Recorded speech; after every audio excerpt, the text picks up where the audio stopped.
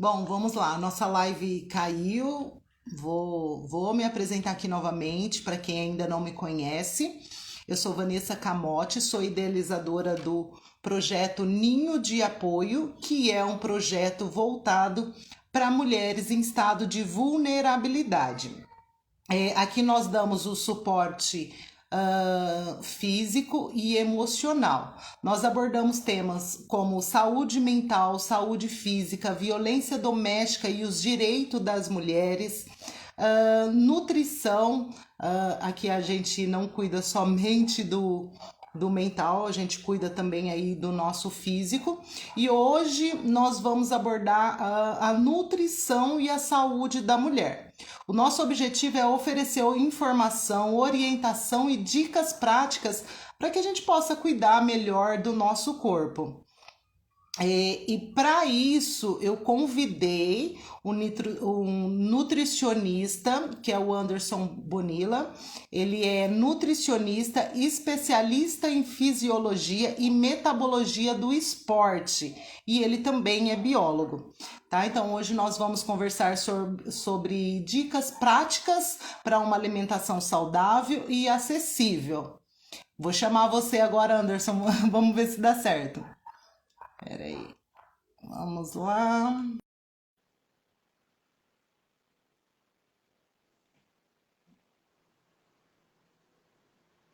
Será que agora sim? Peraí. Para mim não tá aparecendo. Tá aparecendo aí para vocês? Responde aí pra gente. Tá aparecendo aí? Morgana, Cristina, tá aparecendo aí para vocês? Ou só tá eu na imagem? Eu tô te vendo. Eu tô vendo que tá compartilhando a tela. Será que o problema tá no meu celular? Acho que todo mundo tá falando sim, que tá me enxergando também. E eu não tô conseguindo te ver. Então, peraí, deixa eu ver.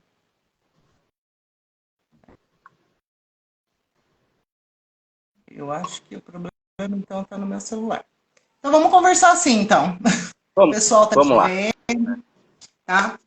Então, Anderson, se apresenta quem é você, para quem não te conhece, fala um pouquinho sobre você. Tá bom, vou falar um pouquinho de mim, tá bom? Bom, como você falou, eu sou o Anderson Bonilla, você pronunciou certo a- o sobrenome aí, muita gente erra, mas você acertou.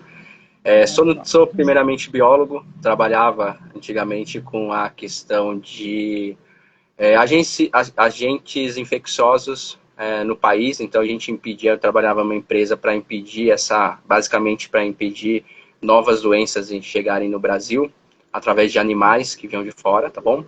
E, posteriormente, sempre gostei da nutrição, sempre na minha primeira graduação convivi bastante com o pessoal da nutrição, então ali já me chamava a atenção. E aí quando eu resolvi fazer nutrição, foi apaixonante, né? É um pouco clichê falar isso, mas foi apaixonante por tudo que ela abrange, tudo que a gente consegue interferir na vida das pessoas, como a gente vai falar hoje, né? Da saúde da mulher. E aí eu fiz uma pós-graduação em fisiologia e metabologia do exercício, da atividade física, do esporte, e agora estou me especializando na parte de emagrecimento e obesidade, que é uma coisa que está bastante alta e a gente tem bastante coisa para estudar, tá? E Legal. depois de me apresentar, gostaria de dar os parabéns por esse projeto aí do Ninho. Eu acho que é bem importante, eu acho que é uma coisa que eu até poderia já adiantar. Hoje a gente pode falar um pouquinho sobre a nutrição, mas não naquela parte pesada de nutrientes, emagrecimento, né? Aquela coisa engessada, e sim um pouco voltado para o comportamento, né, que envolve a alimentação, porque a gente é comportamento. A alimentação não deixa de ser. Desde quando o homem é homem, ele sempre associou alegrias, festas, tristezas com alimento, né? Verdade. Então a gente não pode desprezar isso, tá? Então acho que hoje seria legal a gente, como você falou, bater um papo, uma coisa mais descontraída, pensando não muito no nutriente, mas sim no contexto que envolve uma mulher, às vezes uma mulher dona de casa que tem jornada dupla e às vezes não se alimenta bem, não porque ela não tem conhecimento ou não quer, mas porque o dia a dia, a rotina dela não permite, tá? Então acho que para iniciar aí, E, acho que é legal e, colocar esses pontos. e, e hoje pessoa, as pessoas liga ali a dieta, a boa alimentação, só acha que é só para quem tem dinheiro. Fala assim, Exato, ah, eu não faço dieta porque eu não me alimento bem, porque eu não tenho dinheiro. É fácil falar quando se tem dinheiro. Então, muitas pessoas interligam a alimentação com dinheiro, que não tem nada a ver, né? exatamente, exatamente. A gente consegue muito bem ter uma vida saudável, uma alimentação saudável com um alimento simples, que é uma outra coisa que hoje em dia tem muito apelo. Então, na internet a gente vê que dietas super caras, alimentos muito caros, que no fundo não tem uma comprovação. Então, como, bom, a gente já sabe, né, alguns alimentos aí que prometem milagres, mas no fundo não causam nenhuma diferença do aquele alimento básico. Né? Sim. E então vamos lá, Anderson. Bom, Primeiramente, eu queria agradecer você por ter aceito o convite. É, a intenção do projeto é essa, de dar orientações para quem não tem acesso, por exemplo, a um psicólogo, a uma advogada, a um nutricionista. Então, essas lives que a gente está fazendo é exatamente isso, passar informações para algumas pessoas que não têm acesso a essas informações. Então, eu gostaria de agradecer você por ter aceito o convite. Espero que a gente possa aí dar bastante dica para o pessoal que está nos assistindo ou que vai nos assistir depois. uhum, com certeza. E eu vou te fazer uma primeira pergunta. Quais são os principais nutrientes que não pode faltar na dieta das mulheres em cada fase da vida delas? Bacana, acho que é uma pergunta aí que bem complexa e bem importante, tá? Se a gente for pensar aí na fase infantil, adolescência, a gente está falando de principalmente nutrientes, minerais e nutrientes que são fundamentais para o desenvolvimento, né, cognitivo, do crescimento, tá? Então, já quero dizer aqui também que não existe essa questão de superdosar um nutriente. É uma coisa que hoje em dia também está em alta. Na nutrição a gente tem uma premissa que é o quê? A falta faz mal, só que o excesso também faz mal. E quando a gente está falando de nutrientes que são, às vezes, em quantidades mínimas, então a gente pode ir em excesso, tá? Mas também a gente está falando de uma realidade que muitas pessoas não têm o acesso ao alimento. Tá? Então acho que a realidade é essa de que muitas crianças, muitas meninas não têm o acesso aos nutrientes básicos. E a gente sabe, por exemplo, uma falta de vitamina B12, vitamina no complexo B, uma vitamina D, um ferro, vai atrapalhar no desenvolvimento da menina em questão. Então, às vezes, aquele atraso na escola, que ela não acompanha os amiguinhos, talvez não é uma falta de vontade de ir para a escola, alguma coisa na questão. E sim uma falta de nutriente que está ali interferindo e impedindo o desenvolvimento cognitivo da menina, tá bom? E aí, falando na parte adulta, já seria uma questão de manutenção de peso. A gente está falando aí, se a gente for falar de um sobrepeso, tá? Então, é basicamente controlar os nutrientes básicos. Então, gordura, carboidrato e proteína, tá? E aí, na fase idosa, já muda um pouquinho. Muda um pouquinho por quê? Porque a gente já tem uma tendência, principalmente mulher.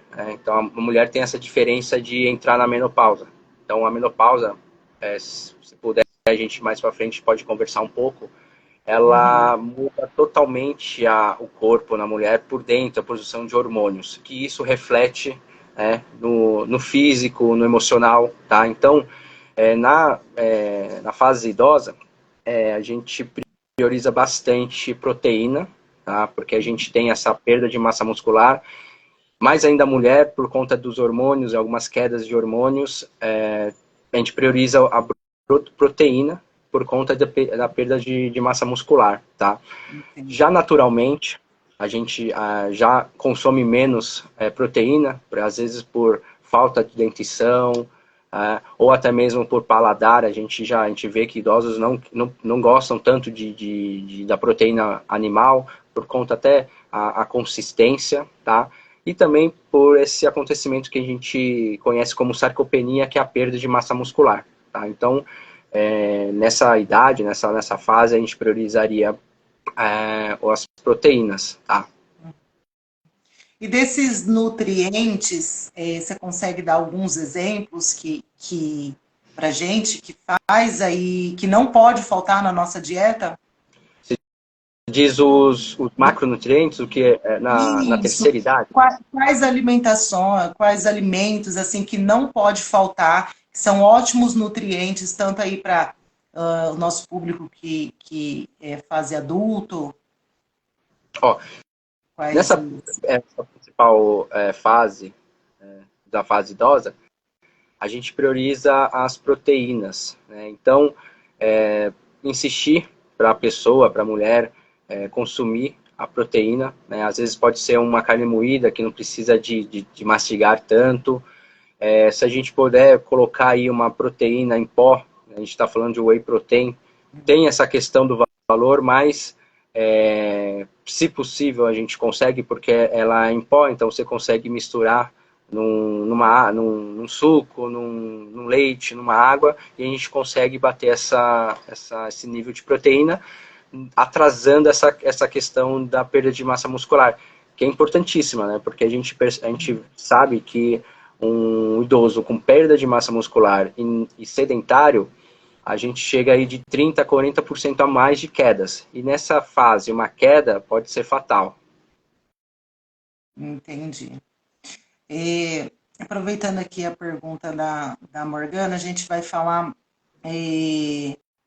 a questão de alimentação que ajuda a regular o ciclo menstrual e amenizar os sintomas da TPM. Como que a alimentação pode É ajudar um assunto nisso? aí que é um assunto aí que eu gosto, acho bastante interessante a questão dos hormônios, essa parte da menopausa, porque é uma transformação, tá? Então, vamos antes entender um pouquinho o que é a menopausa, tá? Uhum, Menopausa, se alguns ainda acham que é uma frescura, que não existe, existe sim, é uma coisa hormonal, tá? É uma coisa comprovada, tá bom? E aí, qual que é a grande diferença que acontece na menopausa, tá? É a, é a parada ou a diminuição de hormônios, tá? Hormônios que a gente fala assim, entre aspas, femininos, tá bom? Então, isso até reflete na composição da mulher, porque a gente sabe que a mulher tem aquela tendência de acumular gordura na parte das pernas, que a gente chama coxo femoral, né? Que é causada pelo o estrogênio, que é um hormônio da mulher que está em predominância. Quando ela entra em menopausa, é cessada ou diminuída essa produção desses hormônios, e aí reverte, né? Aí começa a ter perda de massa gordurosa na região das pernas e começa a acumular na região do abdômen, né? Que é uma característica dos homens, né? Que é justamente os hormônios masculinos que fazem isso, né? Porque até você vê as idosas que começam a ter as pernas mais finas por conta da sarcopenia que eu falei, que é a perda de massa muscular, e o aumento de gordura visceral, por conta dessa queda de hormônio, tá? E aí, Isso falando nisso, acontece, isso acontece a partir de qual idade? vai depender muito do indivíduo, de quando ela começou a ovular, né, da rotina também, tá? Mas a gente está falando aí entre uns 45, 50 anos aí num padrão, tá? Só que, lógico, lembrando, eu não sou especialista endócrino ou ginecologista para falar isso, tá? Mas existe também até a pré-menopausa, tá? Então são sintomas que vêm antes, e aí é legal já tratar nessa fase, na pré-menopausa. E aí também a gente não está falando da parte hormonal, que realmente a gente precisa aliar a parte hormonal, se necessário, e aí já é com o endócrino, e a parte da alimentação, já com o nutricionista. Entendi. Então, na questão da menopausa, a alimentação é um aliado fundamental aí que ajuda a diminuir os sintomas. Sim, sim. Eu não diria assim que vai diminuir os sintomas, tá? Porque assim, a diminuição dos sintomas vem com uma alimentação equilibrada, tá bom? Então, o que vai melhorar o quadro na menopausa é o percentual de gordura. Acho que o que a gente vai girar aqui hoje é percentual de gordura, tá bom? A gente vai perceber que, por exemplo, na menopausa, tem uma tendência a acumular gordura. Então, o que a gente faz? Quais as estratégias? A gente diminui as calorias num geral, e principalmente gorduras saturadas, tá? E carboidratos simples. A gente contrabalancear essa questão da tendência de aumentar a gordura visceral, principalmente, que é a mais perigosa, né? Então, a nutrição, ela chega auxiliando o quê? No controle da quantidade de gordura. Entendi. E isso vale tanto ali para regular o ciclo menstrual e os sintomas da TPM, a mesma coisa ou são coisas diferentes? Com certeza. A TPM é uma outra questão, né, que é importante falar, que, mais uma vez, tem muita gente que fala que não, é frescura, né, deixa disso, mas é hormonal, existe mesmo, tá? E aí a nutrição, ela vem auxiliando de duas formas, tá? No controle, de novo, da massa gordurosa, tá? Do peso, tá? Então ela vai ajudar ali a controlar o ciclo menstrual, regular os sintomas, tá bom?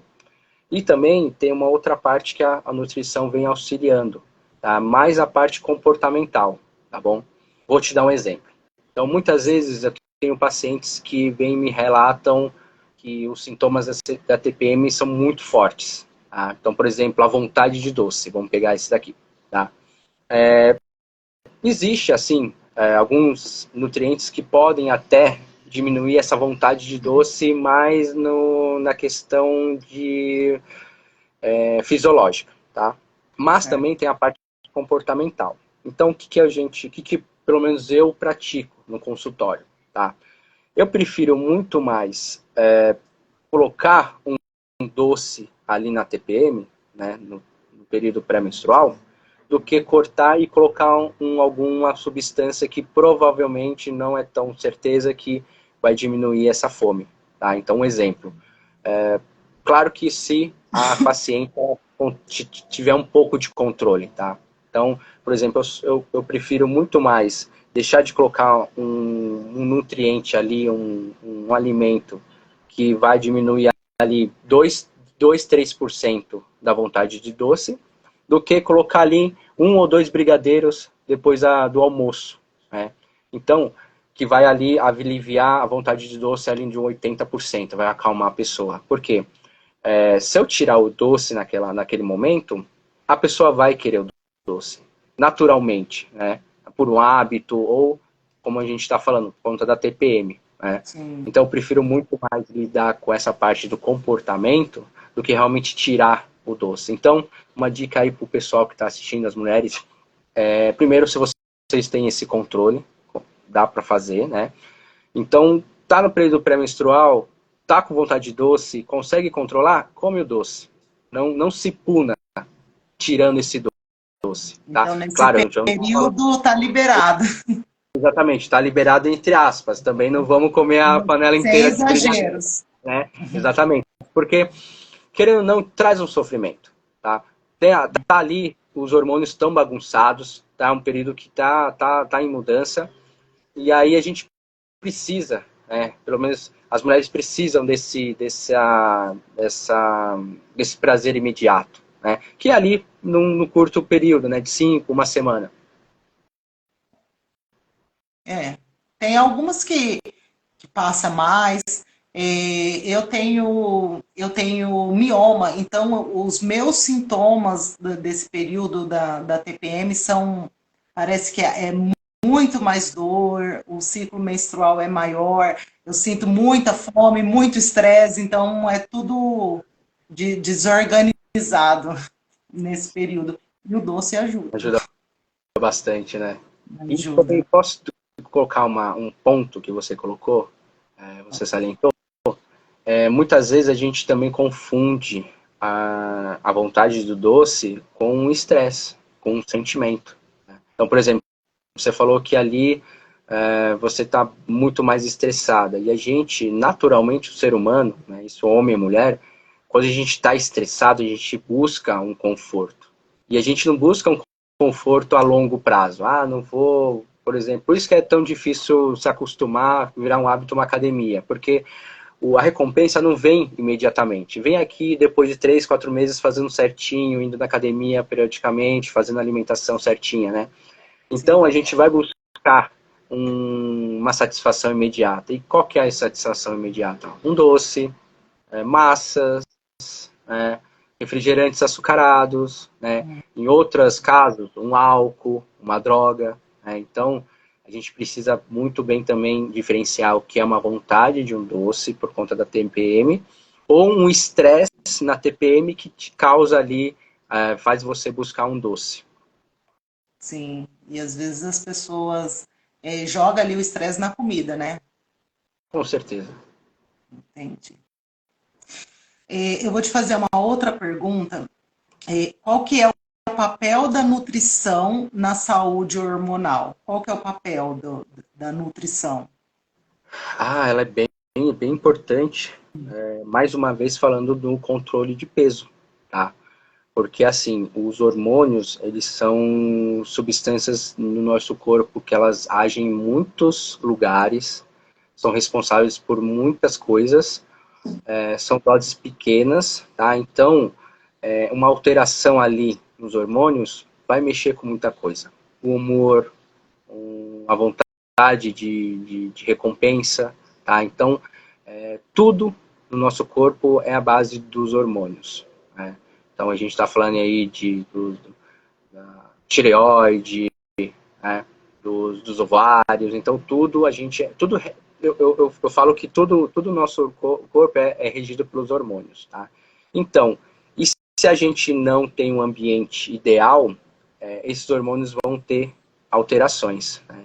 Então, principalmente a nutrição na parte de hormonal, ela é responsável, ela está diretamente ligada com o controle de peso. A gente sabe que um excesso de peso, e só salientando, tá? Eu não estou falando de corpos padrões, de uma baixa quantidade de gordura, tá bom? E sim aquele excesso, a gente está falando, né, daquele excesso que realmente causa uma inflamação, causa uma bagunça ali dos hormônios, tá bom? No metabolismo. Então, ela está muito relacionada, a nutrição, com esse controle de peso. Tá? Então, a gente sabe que um acúmulo excessivo de gordura vai alterar os hormônios. Tá? E aí é isso que a nutrição vem contribuir para os hormônios. Entendi. Você diria que o açúcar ele é um vilão? Não diria, depende. Né? A gente está falando assim, a gente sempre na nutrição a gente fala que tudo depende. Né? Uhum. Então, será que ele é um vilão?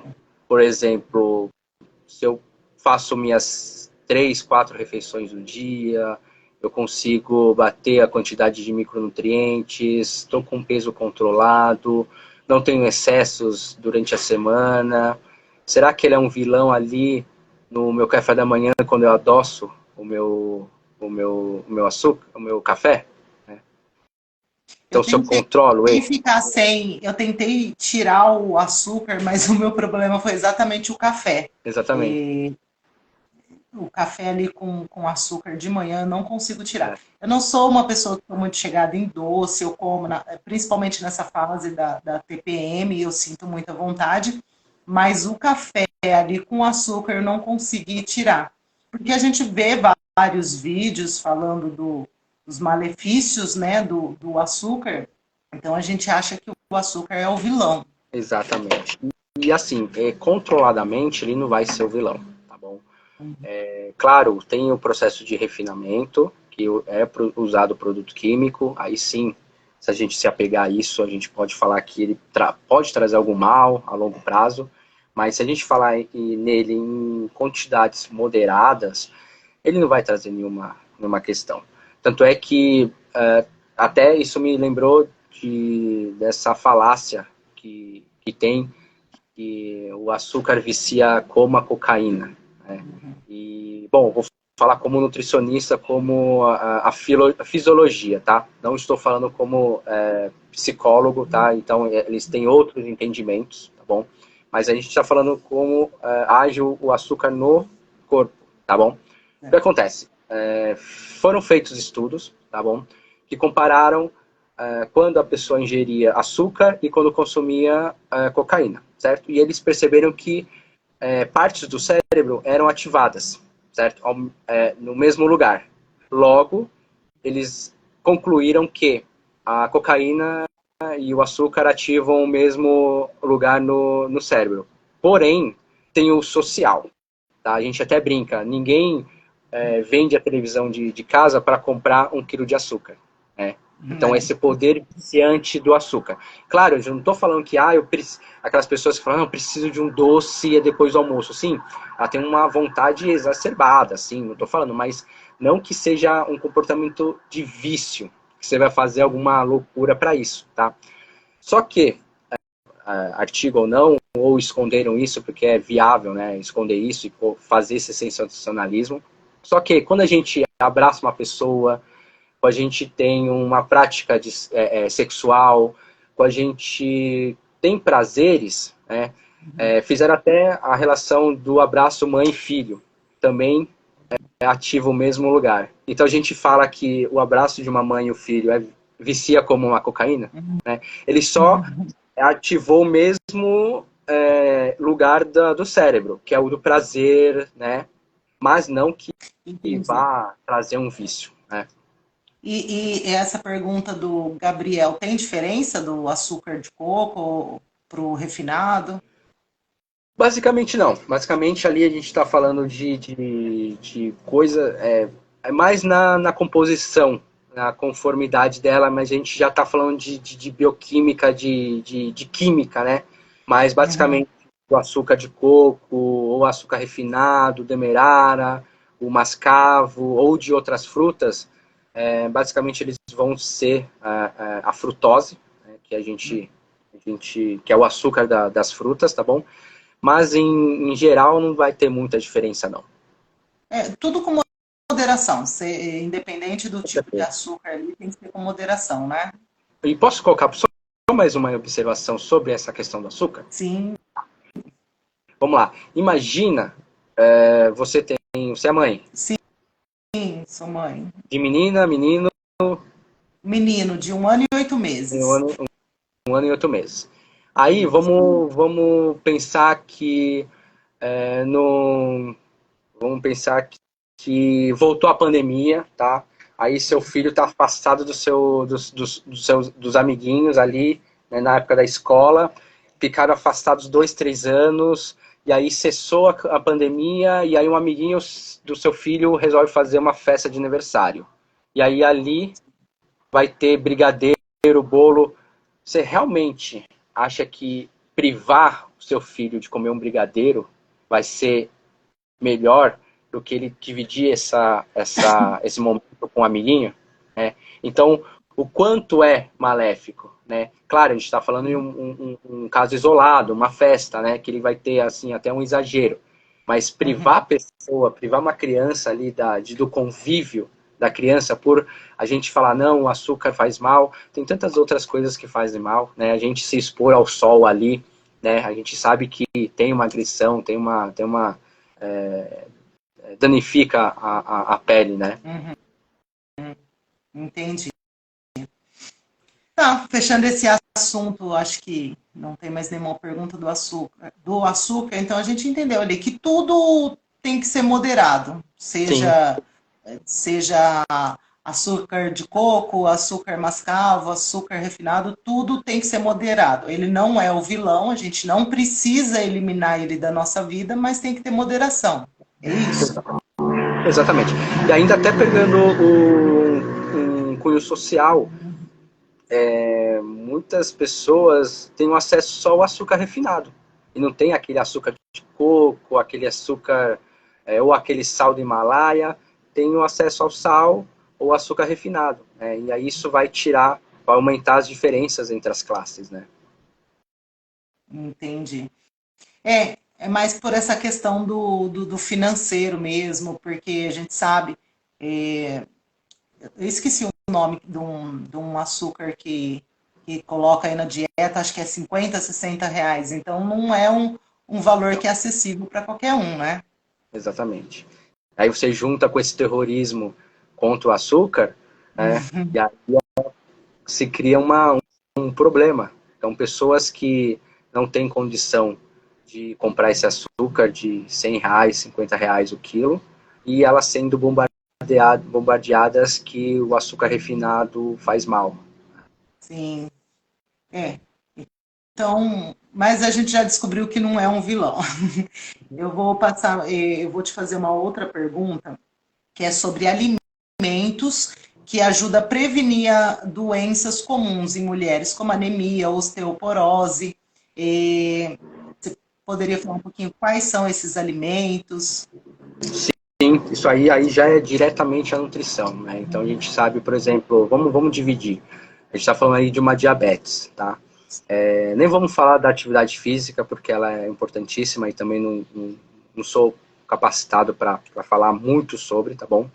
Mas falando na alimentação, o que a gente tem as premissas, né, na nutrição para essa prevenção da diabetes, né? Então é controle do açúcar, tá bom, refinado. E aí o que a gente estava falando, não é restringir totalmente e se privar, e também achar que tudo precisa levar açúcar, né, o dia inteiro, tá? Então, realmente, o controle do açúcar refinado, gorduras saturadas, o pessoal acha que é só carboidrato e açúcar, mas também gorduras saturadas também contribuem, tá bom? Ali mais por um âmbito de você ter um acúmulo de gordura, assim, só por ser gordura saturada, e também ali por sobrecarregar e acumular gordura nos órgãos, né? Especialmente no pâncreas, que produz a insulina, que é a questão da diabetes, né? Então a gente, né, faz o controle de gorduras saturadas e carboidratos simples, em excesso, tá bom? De novo a palavra, em excesso, tá bom? E juntando com o estilo de vida, tá? Então, Esse basicamente, carboidrato simples seria o pãozinho de manhã, a farinha? a farinha branca, né? Tudo que leva a farinha branca, né? É, consumidos em excesso e por um longo período da vida, né? Então, a gente vai contribuir aí para adquirir uma diabetes, tá? Falando em... qual outra foi mesmo? Osteoporose. Osteoporose, mais uma vez... Aqui tem até uma pergunta, osteoporose na coluna, o que fazer? Como... Na verdade, quando a gente está falando de osteoporose, é num geral, tá? Então, é a perda de massa óssea. Então, a grosso modo, o osso fica realmente parecendo uma esponja, né? Ele vai começando a ficar poroso, tá? E com isso ele vai ficar enfraquecido, tá bom? Infelizmente a mulher sofre por conta disso depois da menopausa, porque os hormônios ali tendem a não depositarem ali o cálcio nos ossos e até mesmo retirarem, tá? E aí é uma coisa importante que diretamente a gente está falando, reposição de cálcio, tá bom? Vitamina D e os alimentos que abrangem eles, tá? E aí a gente está falando aí da vitamina D e o cálcio, o leite, os queijos derivados, mas tomar cuidado com os queijos muito gordurosos, os amarelos que a gente fala. carnes vermelhas e folhosos escuros, tá? Então, esse aí, falando de nutrição, para prevenção da osteoporose, é isso, tá?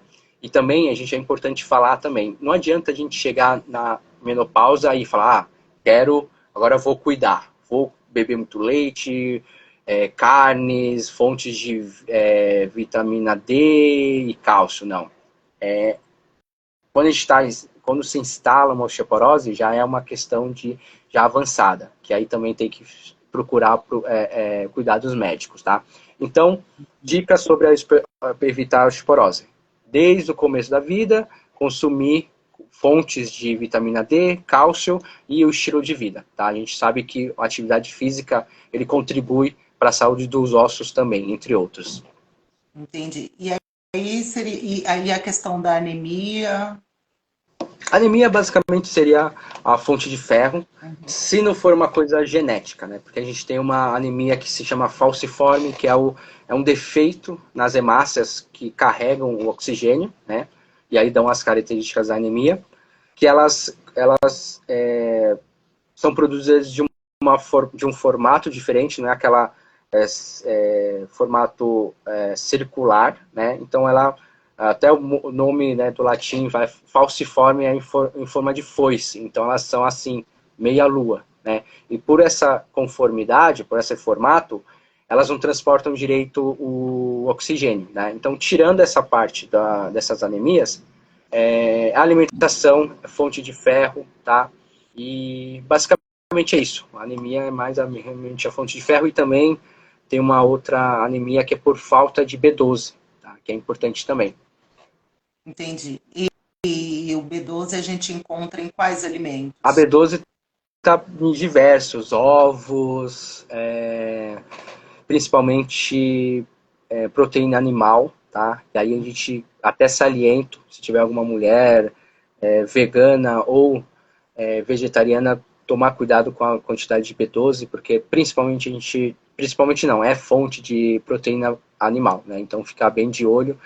E também é importantíssimo na questão da gestação, da formação do feto, da criança. Entendi. Que a Aproveitando Natália... essa. A Natália fez uma pergunta: qual é o nível adequado de vitamina B12? Legal, legal. Essa é uma pergunta bem interessante, Eu porque a não gente... tenho nem ideia. Não, a gente tem uma questão também sobre que é o parâmetro que a gente vê no exame, né? Então ele está falando ali de entre, acho que se eu não me engano, 300 a 800, tá? Porém, ali, aqueles exames são feitos, para você entender um pouquinho, numa população muito grande, né? Então, a gente vê, por exemplo, pessoas que ficam bem com 300 e tem pessoas que ficam bem com 800, tá? Então, é uma margem muito grande. Só que na nutrição é tudo individualizado, tá? Então, às vezes, a pessoa tá em 300 ali da vitamina D, B12 e só está sentindo sintomas, né? Cansaço, indisposição, né? Então, o que a gente fala? Que a nutrição, nós, nutricionistas, indicamos, no mínimo, a partir de 500, 600. Tá bom? Ali a gente fala que é um ideal.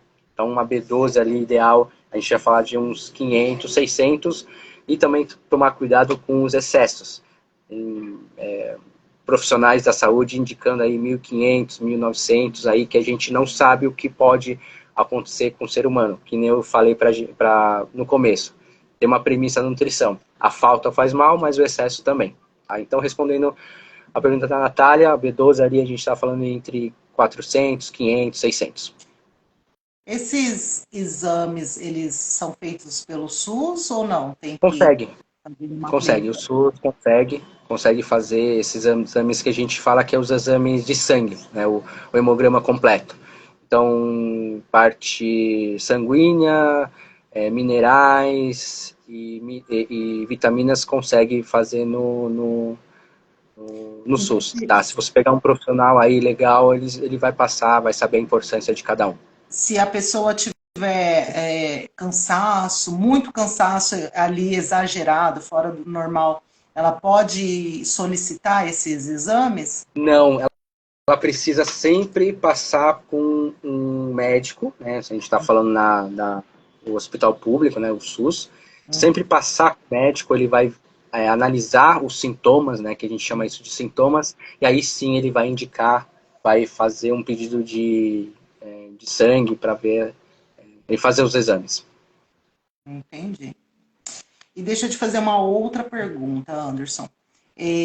A alimentação, ela pode impactar na infertilidade feminina? Com certeza.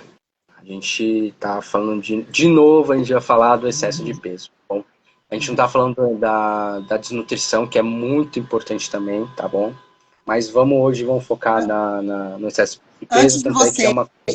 antes de você responder, eu vou até falar sobre isso. Eu ia no médico e eu falava assim, eles têm preconceito com gordo.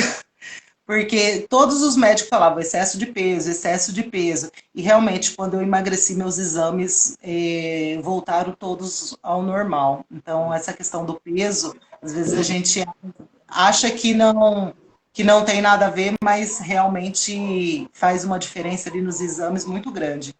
Sim.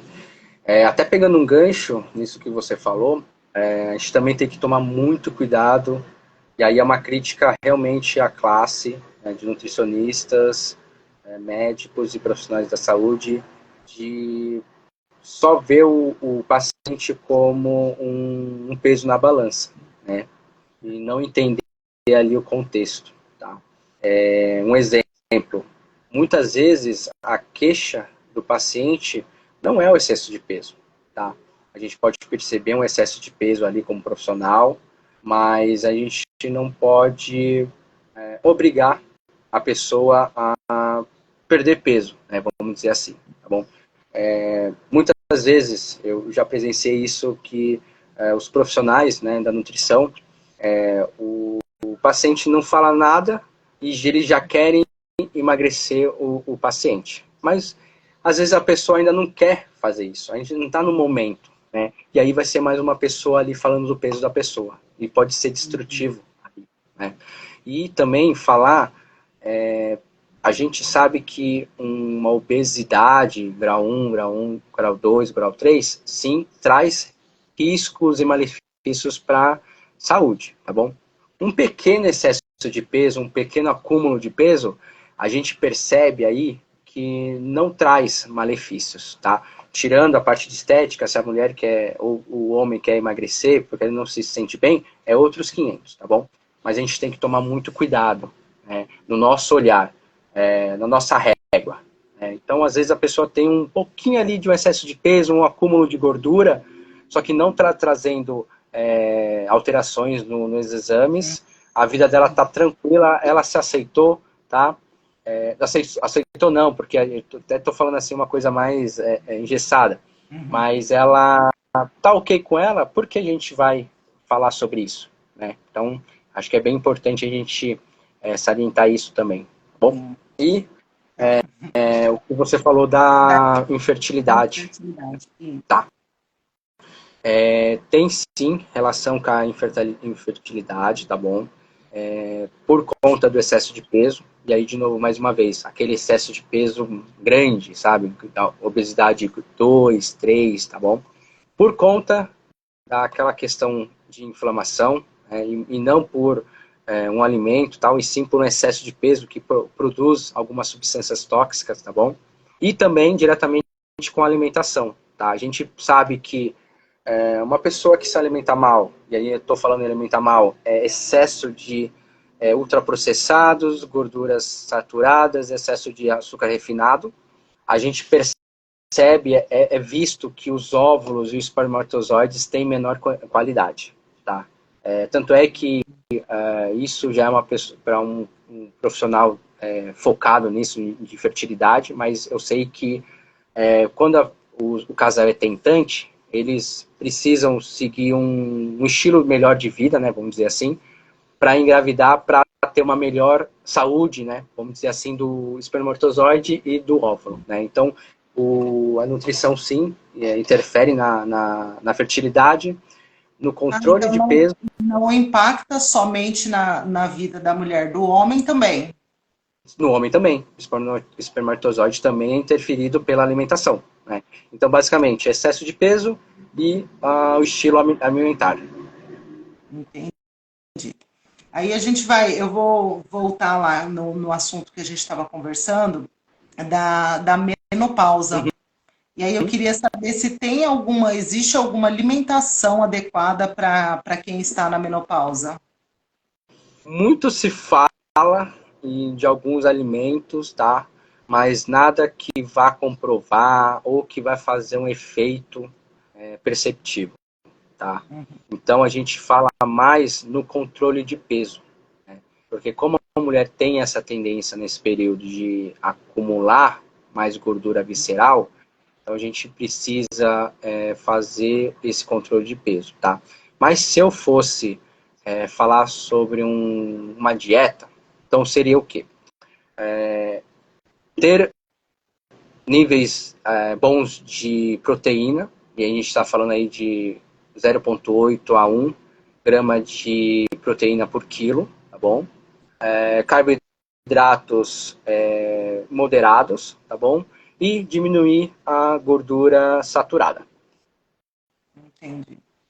E eu vejo, eu vejo que você todo dia toma ali de manhã o seu pãozinho com ovo, não é isso? Exatamente. Que é a fonte ali, carboidrato, de proteína, as gorduras, por mais que seja do ovo, que é animal, só que ali, dentro da gema do ovo, tem muitos nutrientes, como a B12, né, como a Natália perguntou. Então, até brinco que é o time pão com ovo, né, é o time pão com ovo. Ali tá completinho, tá? Claro, se a gente não exagerar, 3, 4 pães com pão com meia dúzia de ovos, né? Então, E o ovo mexido com mussarela, pode? se não tiver um excesso de peso, se a pessoa não tiver colesterol alto, triglicerídeos altos, né? Então, realmente, se não for todo dia, se isso também não for, por exemplo, uma mussarela de manhã, uma tarde, uma noite, então, dá sim, dá sim. Eu falo assim que dá para encaixar todos os alimentos na rotina, né? Sabendo o horário e a quantidade. A Coca-Cola pode? Por que não, né? Por que não? Se a gente não estiver falando de 2 litros de Coca-Cola por dia, né? Se a gente estiver falando, por exemplo, um copo de Coca-Cola, ou até mesmo uma Coca 600 no final de semana, bebendo ali com seu filho, quando ele tiver uma idade avançada ali, né? Será que faz tão mal assim uma Coca? Né? Não estamos falando da química da Coca, tá bom? Mas será que faz tão mal a gente tomar uma coca ali uma sexta-feira do lado do seu parceiro ou do seu filho com uma pipoca? Será que não vale a pena? Será que não é um momento? E muitos nutricionistas, eu vejo vídeos dizendo que a Coca Zero para emagrecer é melhor do que o suco. Isso é verdade ou é mito? É verdade por conta das calorias. Se a gente pensar assim, uma Coca Zero, ela tem zero adição de açúcar, né? Ela tem os adoçantes, né? Então, basicamente, ela tem zero calorias contra um suco, por exemplo, de uma laranja, que a gente ali faz com mais ou menos uma meia dúzia de laranjas para fazer. Então, tem muito mais caloria no copo, tá bom? De laranja do que um copo de Coca Zero, tá? Não pensando na questão de se faz mal, se tem alguma substância ali, tá bom? Aí seria só na questão do emagrecimento mesmo, entre a Coca Sim, Zero e o suco, ali realmente a Coca ajuda mais a emagrecer mais do que o suco. sim, porque tem menos calorias. Entendi. E aí, a pergunta do Gabriel, a crepioca é bom de manhã?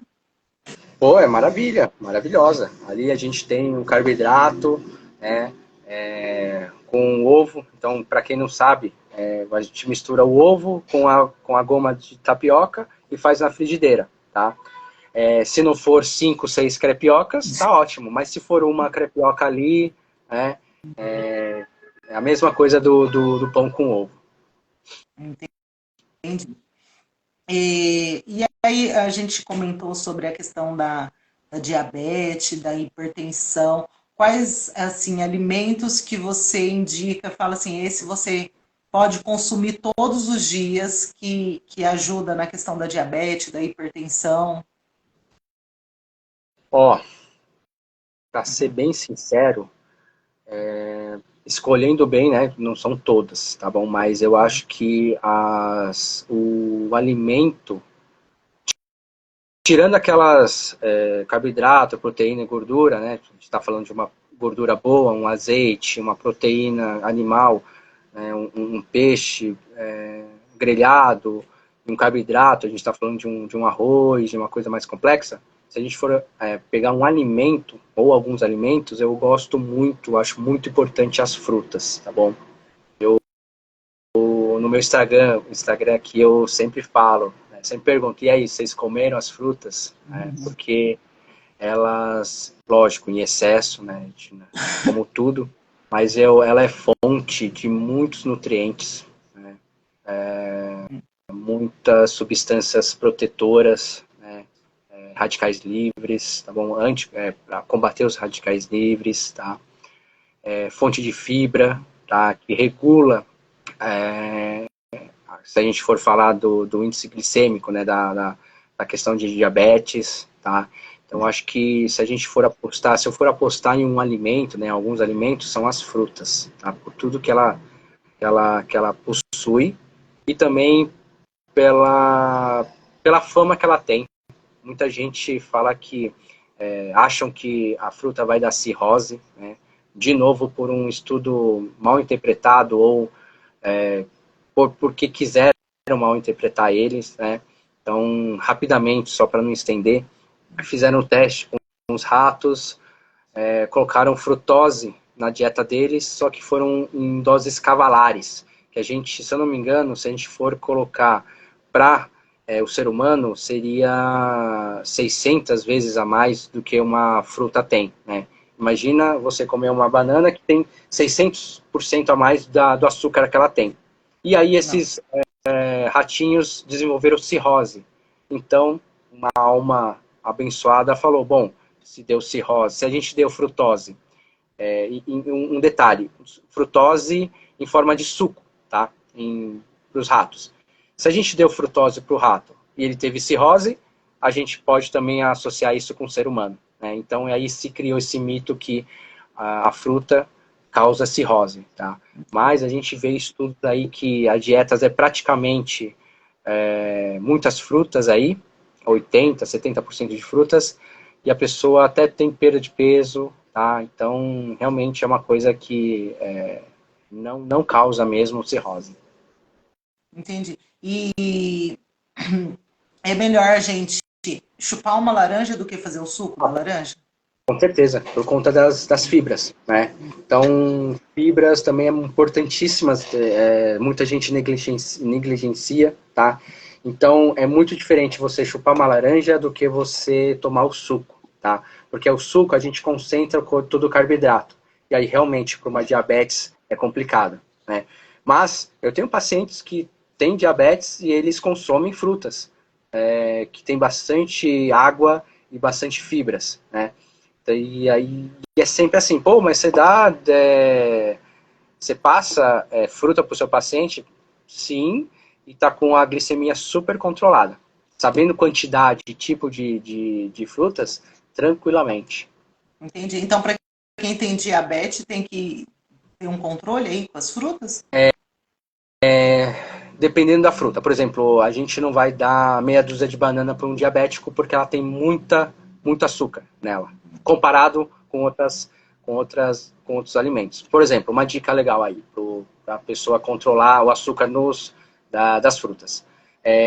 Uma banana média equivale em calorias, em carboidrato, tá bom? A 10 morangos médios, né? E aí você vê a diferença. É muito mais morango do que uma banana. Por quê? Fibra, quantidade de água e quantidade de carboidrato, né? Porque a banana, ela é seca, né? Ela é a massa dele. Né? O morango tem mais água, né? Melão também é uma boa dica, né? Melancia, você vê que ela é muito mais água, né? Entendi. A pergunta da Morgana, o suco de cenoura com beterraba é bom? Só tomar um pouquinho cuidado com a beterraba, se a gente está falando de um excesso de açúcar, tá bom? Se você não tem diabetes, não está com uma glicemia descontrolada, os benefícios da beterraba com cenoura são ok, tá bom? Porém, se você Entendi. tem uma tendência, tem histórico familiar, ou tá sua insulina, sua glicemia está um pouquinho alterada, é bom maneirar nessa beterraba, porque ela tem muito carboidrato, tá bom? Hum, interessante isso. Tudo depende de cada da pessoa, do que ela tem. Então, aqui a gente já falou se a pessoa tem diabetes ou não, ou pré-diabetes, se ela consome todo dia, né? Então, depende muito. Entendi. E aí a gente já vai falar também da questão da hidratação. Aí, água. Eu sou uma pessoa que sou muito difícil para tomar água. E, às vezes, quando eu estou falando assim em live, eu bebo água, mas no dia a dia mesmo, assim, eu tenho dificuldade de beber água. Acabo tomando mais suco, refrigerante. Qual que é a importância da hidratação para gente aí no corpo da gente? Para a mulher, ela é bem importante. Vamos classificar algumas partes. Para estética, então uma pessoa, uma mulher que consome pouca água, vai ser mais retida, tá bom? Vai reter mais líquido no corpo. E aí, já não sendo uma coisa estética, mas para a saúde, esse excesso de líquidos, que a gente chama de edema, pode causar dores, né? Porque ali ele comprime a pele com músculo, com articulação. Então, por exemplo, principalmente nas pernas, né? Então, junta pouca água, pouca atividade e, infelizmente, por ser mulher por conta dos hormônios, então a gente tem um acúmulo nas pernas, né? E esse acúmulo traz dores, né? Então, essa é uma das importâncias da água, né? Saúde das articulações também. Nossas articulações têm líquido, então baixa de água vai expor mais as articulações. Trânsito intestinal, né? Se a gente não beber muita água, a gente vai ter constipação, né? A grosso modo, intestino preso, né? Então essa é outra importância da água. E a gente pode finalizar também até o cérebro, né? Muitas pessoas têm dor de cabeça porque falta água no sistema geral e o cérebro é afetado, né? Então, a água é muito, muito importante, principalmente para as mulheres, tá? É questão de retenção, tá? E acho que é Essa praticamente isso. questão da dor de cabeça, realmente, eu sinto muitas dores de cabeça, eu acho que até por não tomar tanta água, e eu já fui no médico e chegou lá, o meu problema era, eu estava desidratada, Sim. e com muita dor de cabeça, eu falei assim, eu tô com uma enxaqueca fortíssima, e aí no final eu estava desidratada, então essa questão da água com a dor de cabeça realmente faz sentido. Sim. E aí, até aproveitando esse gancho, sobre o, essa questão de as pessoas falarem, pô, mas dá trabalho, eu bebo bastante água, eu vou muito no banheiro. E aí eu sempre respondo, pô, que bom que você vai mais no banheiro. É sinal que a água tá passando ali, você não tá sobrecarregando os rins. Essa é uma coisa também muito, muito importante, tanto para homem e para mulher. Então você tem pouca água, seu rim, ele trabalha com pouca água também. E aí ele sobrecarrega, tá? E é um dos fatores de falência renal, tá bom? Uma vida, né? Não estou falando assim de 1 ou 2 anos sem uma água, mas ali um período grande de não se alimentar, de não se hidratar, eles agridem sim muito os rins, né? Então, essa questão. E também, pô, vamos combinar, se beber água dá muito trabalho, a gente não pode ter um cachorro, né? Porque vai dar muito mais trabalho do que mesmo beber água, né? Eu sei que é Sim, difícil, é um hábito, né? Não a água não é muito palatável, né? Quer dizer, não é nada palatável, então tem essa dificuldade, mas a gente precisa, tá bom? Então deixar aí para o pessoal, é bem importante essa hidratação. o ideal é sempre estar levando ali uma garrafinha junto, né? Porque tá ali, né? Então a gente não tem que ir até algum lugar para beber a água, né? Então facilita você carregar sua garrafinha. Inclusive eu tenho uma garrafa de 2 litros, porque eu Hum, tenho essa dificuldade também. Então tá ali, eu vejo e essa é a meta do dia. entendi. Eu vou, eu vou te fazer uma pergunta que o nosso horário da live está dando Ah, aqui. O assunto está tão bom tá, que tá bom, a então. live vai acabar caindo e a gente não falou sobre todos os assuntos. O que que você... Eu acho que eu não vou conseguir fazer todas as perguntas para você que a gente havia combinado, porque vai cair aqui a live. E aí eu Uhum. queria que você desse uma dica para o pessoal, qual que é a sua orientação a respeito da nutrição. Daí Você, o que você... você diz a importância, o, Isso, quando a pessoa necessita. exatamente. Tá. Falando um pouco da quando a pessoa deve tomar cuidado com a nutrição, né? Eu acho que seria isso, né? Eu acho que Isso. no geral a gente não precisa esperar ter uma consequência de saúde para procurar um médico ou um nutricionista, tá bom? Então, às vezes a gente tem sintomas que já estão avançados, né? Então, por exemplo, um exemplo da água, de hidratação. Quando a gente já sente sede, quando a gente sente sede, já é um sinal de desidratação, tá? Então a gente não pode esperar dar sede, tá? E eu creio que é a mesma coisa com a saúde e especificamente com a nutrição. A gente não precisa esperar a gente chegar numa pressão alta, numa diabetes, numa osteoporose, numa doença, né, para procurar ajuda, tá? Então, acho que a questão da nutrição vai ser a prevenção, tá bom? Entendi. Até pegando um gancho, quando a gente está falando de um casal tentante, né? A nutrição vem antes. Né? A gente está falando de 6 meses antes, melhorar o estilo de vida e nutrição para aquele ser ali que vai ser gerado na barriga da mulher venha o mais saudável possível, né? A gente faça nosso papel, tá? Então acho que se eu deixar uma dica aqui pro pessoal, veja a nutrição como aí a saúde em si, né? E a gente já fala em atividade física, nutrição e saúde mental também, como uma coisa preventiva. Não deixe chegar no estágio para procurar ajuda, né? Então acho que é isso que é basicamente a dica que eu deixaria aí. Entendi.